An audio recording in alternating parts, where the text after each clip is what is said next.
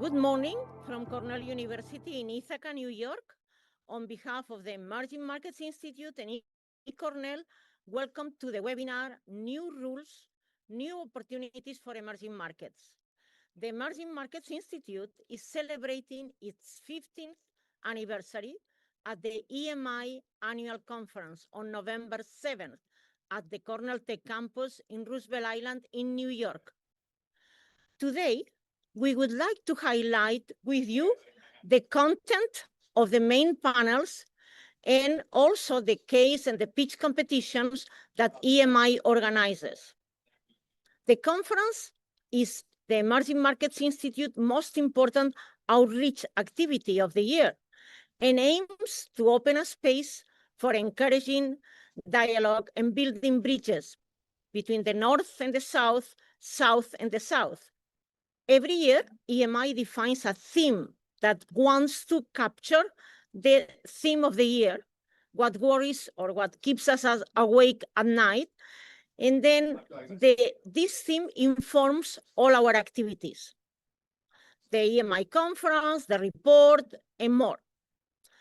As this year marks a change of paradigm, and at times emerging markets can feel a little bit confused, we wanted to discuss the new opportunities that this new paradigm offers. At the Emerging Markets Institute, we encourage dialogue and we want to discuss how this new paradigm and the reactions, the tariffs, the trade war, but also the opportunities that this new paradigm offers emerging markets. In the EMI report that will celebrate its 10th anniversary, we started a reflection 2 years ago in 2023 about what had happened for emerging markets in the first quarter of the new millennium. And the results were very positive. Emerging markets had grown during these 25 years, have grown not only in GDP per capita, but also in social indicators. Number of years of schooling, infant mortality had gone down, the life expectancy, everything was more positive than the year 2000. And we analyzed that this was the result of 3 main drivers. On the one hand, the growth of China and later India that was pulling many other emerging markets, was pulling because it was offering more trade opportunities, more investment opportunities, and that was a source of growth for Africa and Latin America. The second, which is equally important, we have technology. At first were smartphones that are everywhere. Smartphones offer internet access to practically everybody in all the corners of the world. You have access to knowledge, you can communicate, you can receive all the information you need to price your products, also communication often for transactions, for financial transactions. It started with M-Pesa in Kenya, but now everywhere you have mobile payments, UPI in India, Pix in Brazil, WeChat and WeChat Pay and Alipay in China. So first, the growth of China and later India. Second, technology. And within technology, AI. AI, mainly the AIs that are offered with open source, are an opportunity for SMEs, as it is happening in India and other emerging markets, to create their own LLMs that can be helpful for these SMEs, for the needs of the SMEs. And third, the increase of not only trade South-South, but also opportunities for meeting the global South. You found new groupings, you found regional trade agreements. I would say that one of the most important ones is the African Free Trade Agreement that 54 out of the 55 countries in Africa have signed. So 3 reasons. The rise of new countries that have become very prominent. China is the #2 country in the world in terms of economic power, and India, #5, #6, depending on the value of the rupee. Technology, clearly, first smartphones and laptops, etc. And also, as more recent, AI. AI was considered that was going to increase the digital divide, and in fact, at the end, is helping many SMEs, as I said, in many emerging markets. We are at the beginning of AI. We have to wait and see, but what we are seeing so far is hopeful. And the third, trade groupings in the South, in the global South. All this makes us optimistic, and more recently, in the annual meetings of the IMF and the World Bank, the prospects for growth are still good.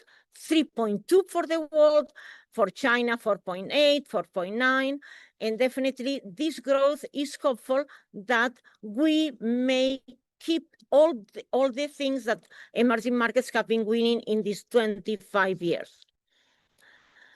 So with this optimistic view, what else do we see? How things are changing, how trade patterns are changing, global value chains reorganizing. And here I pass the word to Rustom Desai, who is a board director, technology advisor, and part of the Cornell faculty. Rustom, the word is yours. Thank you so much, Lourdes. I hope everyone can hear me okay. Thanks for joining this webcast. What I'm going to talk about a little bit is a fundamental rewiring of global trade and finance that we're currently witnessing. What started off a few years ago as a standoff between China and the US has now evolved into a global phenomenon. Gone are the days of the WTO and globalization.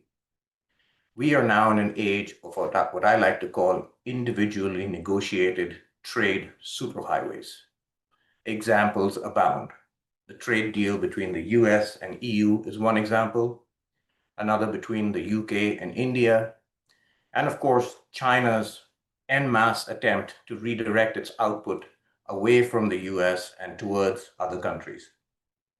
To do so, China has leveraged what used to be called the Belt and Road Initiative to create export demand for its very enormous manufacturing industry. So what are the implications of all of this? First off, there's going to be an increase in investment in domestic capacity in industries that countries consider to be national jewels. In the US, the semiconductor industry is a great example. The CHIPS Act has driven significant demand and investment by the likes of TSMC in the US, which would otherwise not have happened. Secondly, increased demand and barriers to trade between frenemies. What's happening with NVIDIA and TSMC with respect to the China market is a great example of those barriers and how it's fundamentally rewiring where technology goes and where it gets innovated. Thirdly, emerging markets get to individually negotiate deals with countries that could perhaps be more beneficial to them versus wide open market environments. So there's possibly some upside for emerging markets. Fourth, in some cases, this short-term uncertainty has resulted in a pause in investment. A good example is a manufacturing company that I'm involved with in India. They had plans to invest in the US and to build a plant in the US. This plan has now been paused as the two countries negotiate what their own trade superhighway will look like for the next decade. And finally, the really bad news. Long term, as industries move away from global and efficient supply chains to nationalistic investments, costs will go up with a significant impact on global inflation. And with that, I'd like to pass the mic over to Rafa. Thank you. Thank you, Rustam. Good morning, everyone. My name is Rafaela Valdion. I'm a student at the Dyson School in Cornell and also co-chair for the Emerging Markets Institute Annual Conference.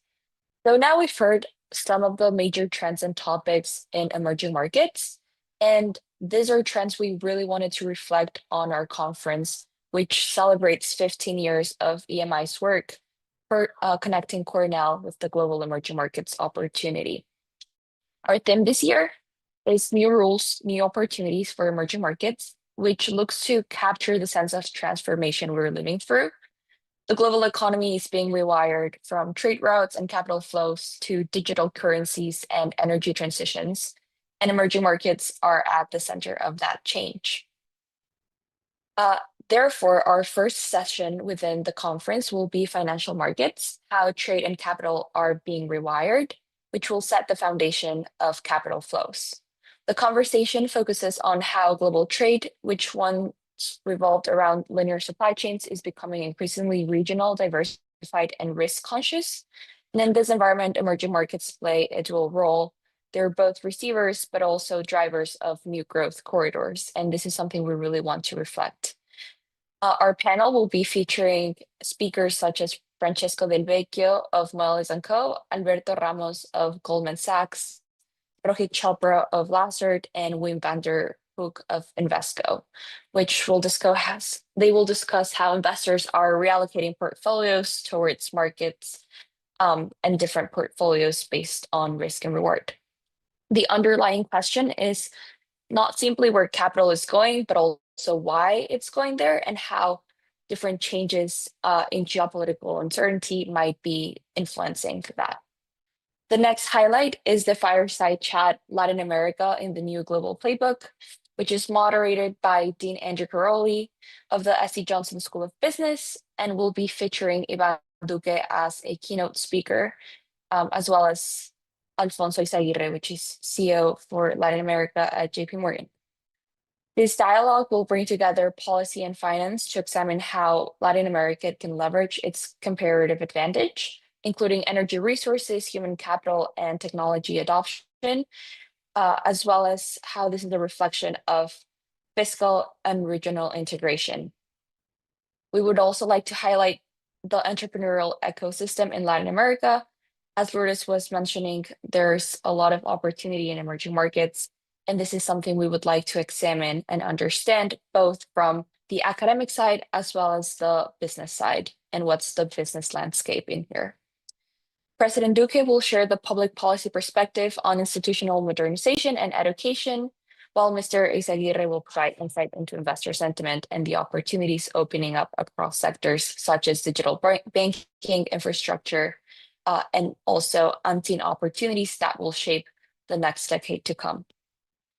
After that, we will turn to one of the most dynamic and probably innovation-related panels, which is the digital wave, digital assets and currencies in emerging markets. This will be led by John Wu from Ava Labs and Lalui Garduno from MasterCard, with insights from Mark Movius and Priscilla Kuh-Wilkins of the Bank of International Settlements. This session will explore how financial technology is transforming cross-border payments, inclusion, and monetary policy. Many emerging economies are becoming testing grounds for digital finance because of inflation or different drivers of innovation. And we will explore data governance, cybersecurity, and regulatory alignment. Finally, the day will conclude with global risks and opportunities, insights from multinationals and the World Bank. This panel brings together speakers such as William Maloney, Chief Economist for Latin America at the World Bank, Professor Kaushik Vasu from Cornell, Claude Echanming of Corning, and Rustam Desai, who will explore how companies and policymakers can attract and sustain long-term investment. This discussion will mainly focus on how macro fundamentals such as inflation, debt sustainability, and productivity interact with institutional quality and innovation capacity in emerging markets, and how this is shaping competitiveness for emerging markets in the global framework. Taken together, these panels are looking to bring to the audience a cohesive and comprehensive narrative of where we are and also where we think we're going, as well as how emerging markets are placed in the world for new opportunities and how we should be looking at risks. Through these discussions, we're looking to bring in actionable insights from the business and economic side. Now moving on to the EMI case competition, we will also have the Cornell EMI Corning Case Competition. This year, over 700 students from global business schools have signed up to participate, which really showcases real-world emerging markets problem solvers. And finally, we'll also have the Mark Movies Pitch Competition for entrepreneurial thinking. And each team will have 5 minutes to present their venture to a panel of investors, including venture capitalists, impact fund managers, and Cornell alumni. Altogether, these panels, competitions, and dialogues make the EMI conference a living laboratory for the new rules of global growth and how emerging markets are positioned for that growth. Thank you, and now I'll pass it on to Caleb. Thank you, Rafa. Hi, everyone. My name is Caleb Kavuma. I am the current co-chair of EMI and the EMI conference, and I've worked with EMI extensively over the last 3 years. It is an honor to be here and represent the new generation of voices that the Emerging Markets Institute has always sought to bring forward. The spirit of this conference is rooted in connection between the North and South, between experience and innovation, and between the established frameworks and the emerging ideas. Emerging markets are not a single story. They are a mosaic of diverse realities, ambitions, and transformations. From Asia to Africa, Latin America, and all the other regions in the world, they all bring their own unique rhythm, challenges, and paths forward for development. Yet what unites all of them is resilience, creativity, and the ability to adapt and thrive in the face of global uncertainty. This year's theme, New Rules, New Opportunities for Emerging Markets, reflects that reality. We are living in a time of transformation, whether it's in trade, technology, or the structure of global finance. The traditional rules that have guided international growth for decades are seeming to shift. Global markets and emerging markets are no longer passive players reacting to global changes. They are active participants shaping the direction of that change. For many of us, this moment is about rethinking what leadership means. It's about designing economic and social models that are more inclusive, sustainable, and technologically driven. It's about leveraging information from fintech to green energy to solve at problems that advanced economies are also grappling with, but in different ways. At EMI, that is what we celebrate: dialogue, collaboration, and shared learning. Our goal is to build bridges between scholars, business leaders, policymakers, and students, and give voice to the regions and communities that are often underrepresented in global conversations. By connecting generations and geographies, we create a space for fresh ideas and mutual understanding. So, as we begin the conference in November in preparations for that, I hope we all approach these discussions with openness and curiosity. The future of emerging markets is not something that's happening to us, but something that we are actively shaping together.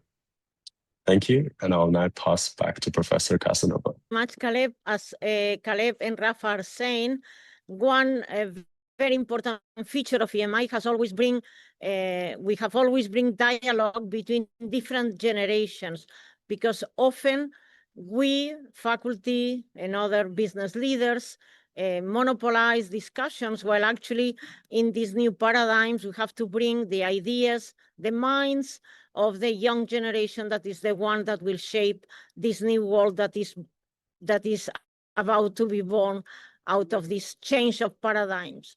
So thank you very much, Caleb and Rafa, Ariaman, and so many of you who have been helping into this conversation. I wanted to bring also the latest findings of the EMI report that is celebrating the 10th anniversary, and that Anne Miru, my colleague, and I will be publishing and launching at the conference in collaboration with the OECD Development Center, UNCTAD in Geneva, the Inter-American Development Bank, International Financial Corporation, Lorenzo Pavone from the OECD, Momina Yasuddin from IFC, and Nan Lee Collins from the UNCTAD, also Alicia Garcia Herrero from Natixis, and many others, Fred Olayole from the New York Club of Africa, and many others that are contributing in this year's report. And the findings that we are uncovering is, for instance, that FDI has grown tremendously this year in the US in this first semester of 2025. Why? So the new policies, one could say, that have been successful in attracting much more investments in the US than in previous years. For instance, TSMC, the leader in manufacturing of chips, will open one fab, one manufacturing facility in Arizona. And this tremendous investment has driven these high investments in the US. Second thing that we are seeing is that as much as 82% of all the trade that was going from China to the US has gone to other countries. So whether you talk, I come back from the World Economic Forum, the Global Future Council meeting in Dubai, and over there, all cars are Chinese. So from exporting BYD cars to the US, now these cars are being exported to the Middle East, to Latin America, to Africa, and other parts of the world. So there is, as Rustom was saying, a redesign of global value chains, a redesign of trade corridors, south to south. So we are seeing a trend that started in 2023 from China increasing their investments abroad, but redirecting them to Asia, mainly from US and Europe before, now to Asia. And as I said, other emerging markets. Morocco, where a new facility to manufacture BYD cars is being launched, to Recife in Brazil, where another manufacturing plants have started. So I would like to ask Rustom, what do you think? Do you think that this trend will continue? We'll see a new reconfiguration, and what will be India has launched this Make in India campaign. Will India be successful? Is India being successful? How do you see that? Well, so, unfortunately, in global trade, there's a massive, what I call flywheel effect, which is that once you start down a certain path, it takes a while to break that and change direction. And so I do believe that we're in this, one-to-one trade superhighway state for a while. Things can change, of course, over time, but there is going to be inertia to change back to globalization if that were ever to happen. So I think this is the new normal. Now, as it relates to India being the next manufacturing powerhouse, unfortunately, my answer is not very committal. It's a 50-50 shot. And the reason I say that is because it was doing really well, positioning itself as China plus one until the recent spat with the US over Russian oil. That has also brought into the sort of frontline countries like Vietnam, Thailand, other such countries in Southeast Asia that could perhaps be a less risky plus one because they don't flex their muscle like India does. And so it's a double-edged sword, really. I'm not smart enough to tell you what the future holds, but I will tell you that, yes, certainly some investment will go to India, but probably not as much as it likes. Thank you, Rustom. We have a question from the audience. Sunanda Tis is asking, business leaders are those who lead a system collaboratively. How does venture capital collaborate with startups and social entrepreneurship at large and also in emerging markets? And what are the impacts of it over business leaders? Caleb, Rafa, do you want to answer this question? Yes, I can take it. So I do think that especially risk capital, such as venture capital, is really what pushes growth in a lot of countries.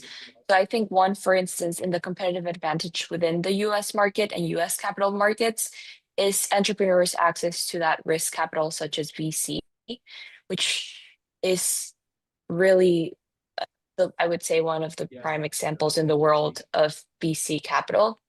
And that's been really fueling US growth. So right now we've seen, for instance, the S&P 500 keep on growing for this past year, reaching new heights. And I think that's a lot to do with the AI trend But if we really go to the fundamentals of it, it's about growth and productivity. And so for entrepreneurs to have access to capital like that allows a country and really regions to flourish. So I would say that's the biggest takeaway for me when I think about risk capital and VC firms. And it's how it allows entrepreneurs to look for innovation, new technology, for productivity and efficiency, and how that will ultimately allow for growth. And that will result in a domino effect with employment opportunities, as well as, for instance, export of services or products. But I think for me, the main takeaway here is the opportunity of growth and how that might attract investors as well.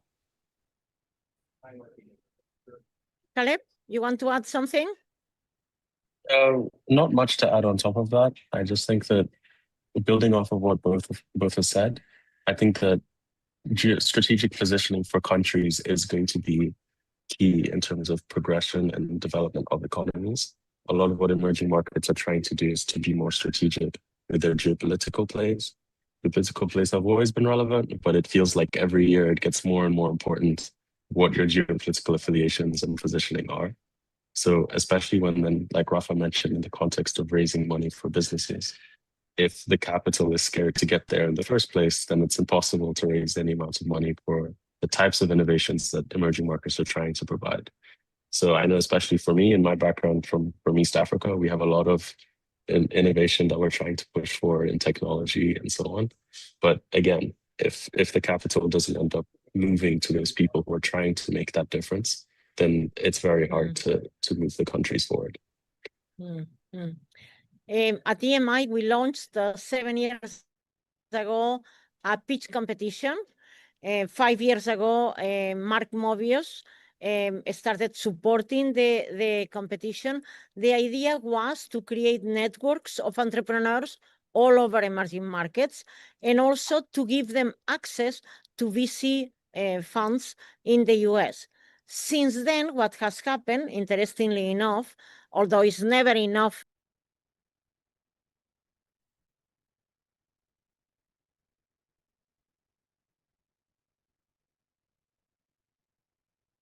I think we've lost Professor Casanova.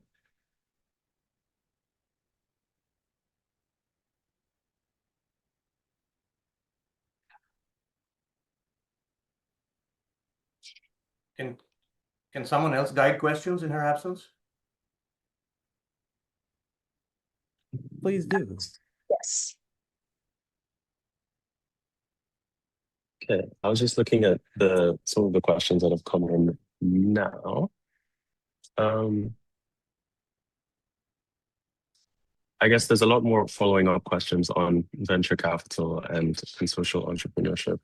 Would either of you be able to elaborate on what you think the negative and positive consequences are of venture capital and startups in the context of social entrepreneurship and sustainability?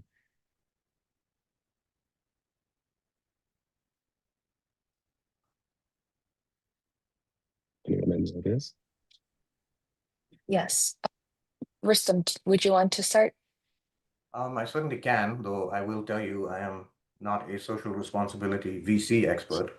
What I will tell you is that, as you all probably know, venture capital is highly thematic in nature. So the people that run the funds are very specific about the geographies that they will invest in, the industries they will invest in, and the kinds of multiples they expect to see from the companies that they invest in, valuation-wise. And so what I have seen a little bit of is investment in this area kind of pausing, at least in the US, partly driven by the fact that the whole question of what is social entrepreneurship is currently being questioned in the US.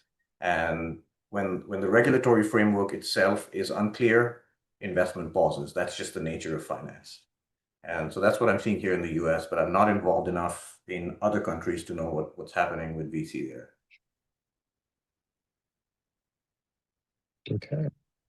Then I think if there are no more questions, I think then we're happy to sort of call it there.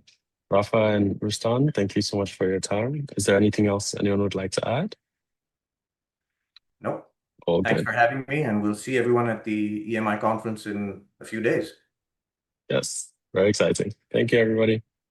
Bye.